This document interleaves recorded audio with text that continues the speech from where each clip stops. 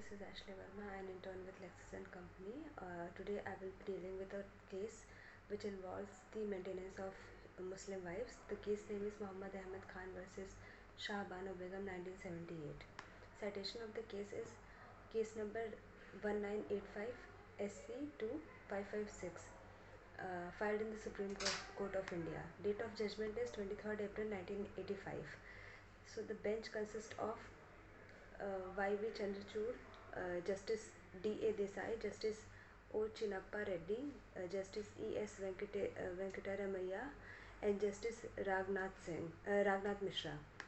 Head notes of the case involves CRPC 1973 Section 125, deals with order of maintenance of wife, children and parents. The law does not discriminate the divorced wife based on religion. As a result, the Muslim wives are also entitled to maintenance. The facts of the case includes respondent, the divorced wife, which is Shah Bano Begum, and the petitioner Ahmed Khan. In 1932, Shah Bano was married to Muhammad Ahmed Khan, who was a renowned lawyer in Indore. They were the parents of 3 sons and 2 daughters, that is in total 5 children. After 14 years of marriage, Shah Bano's husband married another woman who was younger to him. In 1975, Shah Bano, at the age of 62, was disowned from her by her husband and thrown away from her matrimonial home. In April 1978, she brought an appeal under Section 125 of CRPC in the presence of a judicial magistrate of Indore, after when she was thrown away from her matrimonial home. Shah Bano filed this suit in 1978 because her husband abandoned her from the maintenance of ₹200 per month, which was guaranteed to him to be given. A wife who is without any income and is neglected by her husband is entitled to maintenance, which includes a divorced wife who is not remarried. In November 1978, he gave divorce to his wife Shah Bano by uttering triple talaq, and it was irrevocable. The argument or conflict between Shah Bano's children and her husband's other wife were vital reason on the ground on which divorce was furnished. After he pronounced irrevocable triple talaq, he took a safeguard that since because of this divorce she has terminated to be the legal wife of the petitioner, and due to which he was not accountable to furnish any maintenance or alimony. The local court, that is the magistrate court, directed Muhammad Ahmed to furnish ₹25 per month to Shah Bano in the form of maintenance. Shah Bano in July 1908, apart from this, made a plea to High Court of Madhya Pradesh to alter the amount of maintenance to ₹179 per month. Shah Bano's president went to Supreme Court and filed a petition against the verdict of High Court of Madhya Pradesh. Her husband's essential argument: after the divorce, he cannot keep any form of alliance or connection with his divorced wife because it is not allowed in Islam, and it is a haram. Hence, he is not legally responsible to maintain his wife.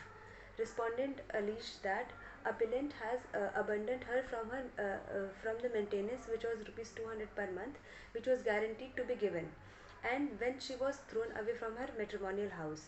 Respondent claimed that asking for maintenance of at the rate 500 per month. Appellant pleaded that the respondent is not in his responsibility anymore because he had a second marriage, which is also permitted under Muslim law. Hence, and the first marriage is haram, and he is not legally responsible to maintain his first wife. So, the issue which arose in this case was, first, whether Section 125 of CRPC is concerned with Muslim women or not. So, Section 125 of CRPC deals with the order for maintenance of wives, children, and parents. A magistrate of first class may, upon proof of such neglect, refuse order such person to make monthly allowances for the maintenance of his wife at such monthly rate not exceeding 500 rupees per month. Further, the second issue was whether the amount of meher given by husband on divorce is adequate to get the husband rid of liability to maintain his wife or not. So, according to Mullah's principle, meher is not the amount payable by the husband to the wife on divorce, and therefore does not fall within the meaning of section 127 clause 3 subclause B of the code. It is true under the Muslim personal law the amount of meher is usually split between two parts.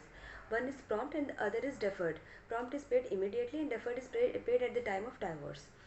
So meher is of the deferred variety payable on the dissolution of marriage by divorce. It cannot be said that it is an amount which is payable on divorce in the form of maintenance. Here comes the third issue and the last issue, which is whether Uniform Civil Code applies to all religion or not. So, Article 44 of the Constitution of India provides that the state shall endeavour to secure for all its citizens a uniform civil code throughout the territory of India. Hence, there can be no distinguishment based on the religion of the person. So, the judgment of Supreme Court, which was held in this case, are following. The first is the Apex Court delivered a landmark judgment in favor of respondent Shah Bano and validate the decision given by High Court of Madhya Pradesh. The appeal of Muhammad Ahmad Khan was dismissed. On 3rd February 1981, Supreme Court gave a like-minded conclusion in this case and banished the plea of Muhammad Ahmad Khan and validate the verdict of the High Court of Madhya Pradesh. The court held that Section 125 Clause 3 of CRPC solicited to Muslim women too without any discrimination. A right to claim maintenance is a right given to us by statute, so it is not affected by religion.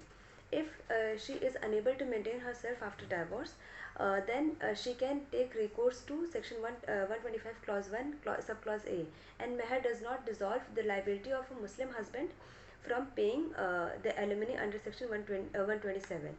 Supreme Court in this case duly held that since responsibility of Muslim husband towards her divorced wife is limited to extent of iddat period, even though this situation does not contemplate the rule of law that is mentioned under Section 125 of CRPC.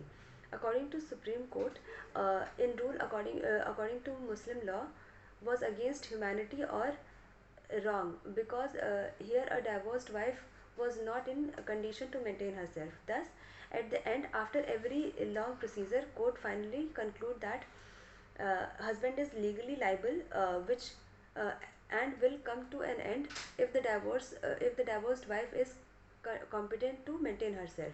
But in this situation, she is not able to maintain herself. Hence, there will be alimony and maintenance given to her under Section 125 of CRPC. Concluding this case, towards the conclusion, the judgment delivered in Shah Banu Begum case is result of general and common will of society, which is necessary to protect the rights. Law must change with the changing circumstances of the society. Law, when restricted or violates the constitutional right of any person, should not be encouraged. Customs, social practices, religion plays a vital and important role in the development of law, hence cannot be a barrier. So this is it for today. Hope you like it. Thank you so much. Bye bye.